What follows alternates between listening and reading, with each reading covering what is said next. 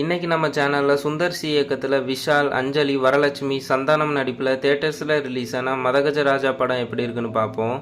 School பிடி sir பொண்ணு கல்யாணத்துக்கு விஷாலும் அவரோட 3 ஃப்ரெண்ட்ஸும் ஒன்று சேர்றாங்க. அவங்க ஒவ்வொருத்தருக்கும் ஒவ்வொரு ப்ராப்ளம் இருக்கும்.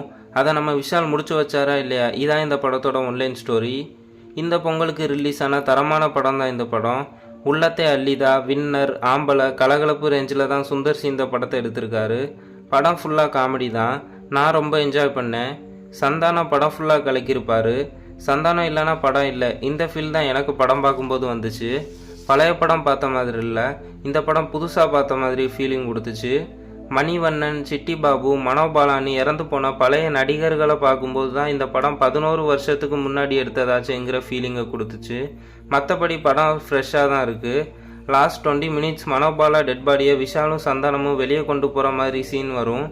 அந்த சீன்லாம் ரொம்பவும் காமெடியாகவும் ஃபன்னாகவும் இருந்துச்சு.